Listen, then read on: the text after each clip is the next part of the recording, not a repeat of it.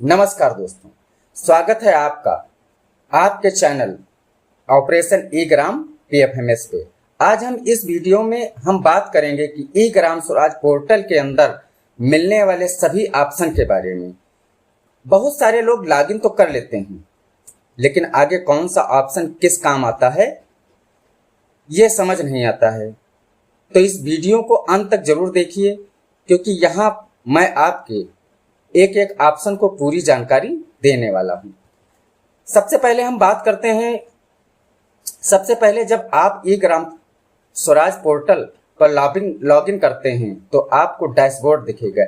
यहाँ पर पंचायत से जुड़ी झलक ओवरव्यू दिखाई देती है, जैसे पंचायत का नाम, राज्य और जिला, कुल फंड और खर्च, चल रही योजनाओं की संख्या, यानी डैशबोर्ड एक तरह का पंचायत की पूरी रिपोर्ट कार्ड की झलक होती है।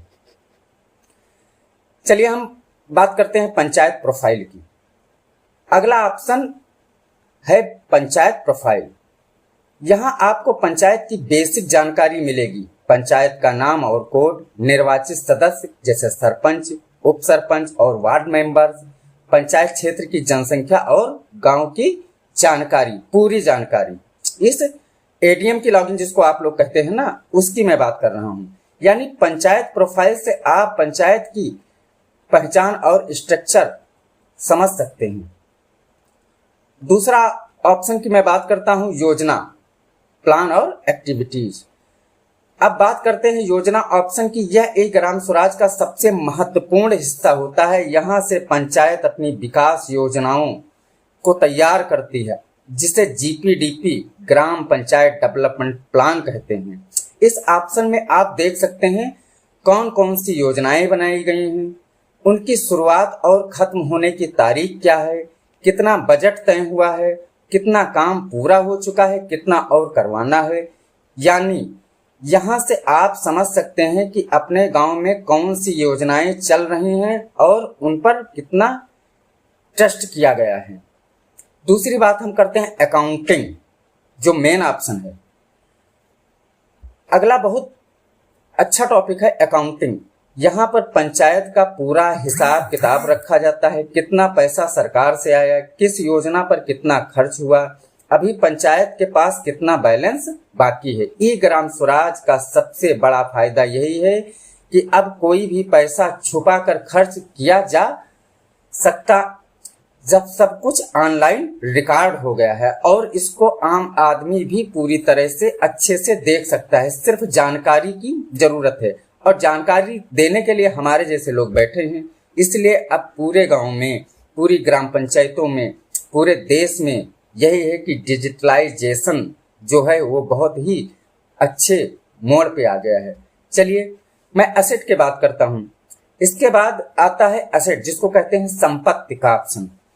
यहाँ पंचायत की सभी स्थायी और चल संपत्तियों का रिकॉर्ड रहता है, जैसे पंचायत भवन, स्कूल, सामुदायिक हॉल, जमीन, सड़कें, पानी की टंकी। इससे फायदा यह है कि हर नागरिक को पता रहता है कि पंचायत के पास क्या क्या संपत्ति है और उनका सही उपयोग हो रहा है या नहीं हो रहा है।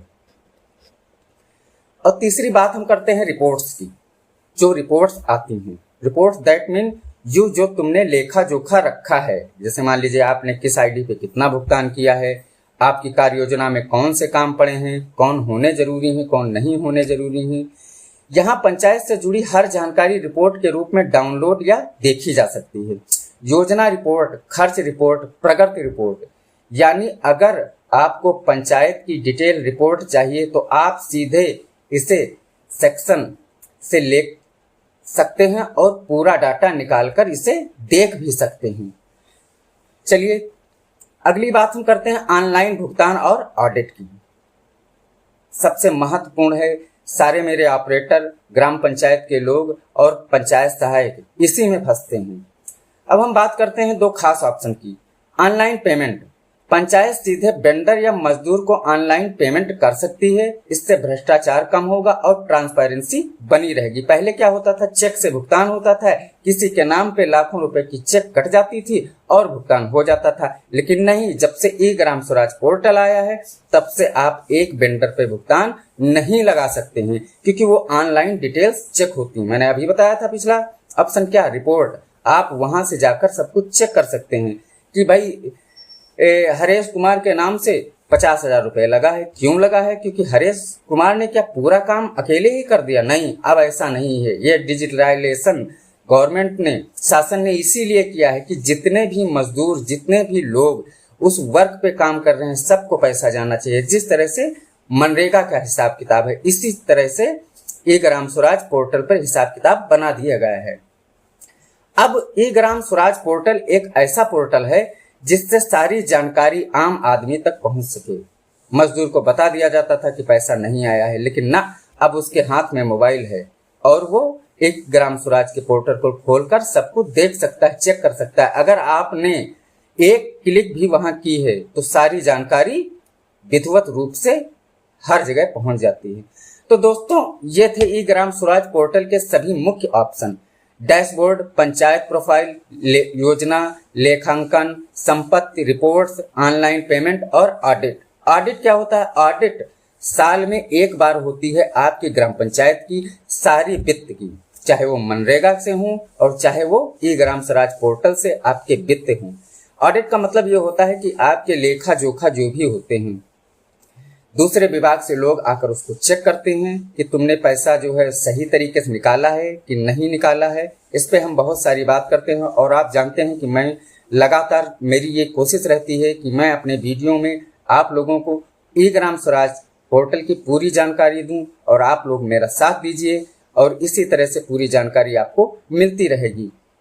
उम्मीद है कि अब सब आप पोर्टल खोलेंगे, आपको हर ऑप्शन का मतलब और इसका इस्तेमाल समझ आएगा। अगर नहीं समझ में आता है तो आप मेरे चैनल को सब्सक्राइब करें और कमेंट बॉक्स में जाकर कमेंट करें। देखिए, वहां पे बहुत सारे वीडियो पड़े हैं जिससे आपको नॉलेज बढ़ता ही रहेगा।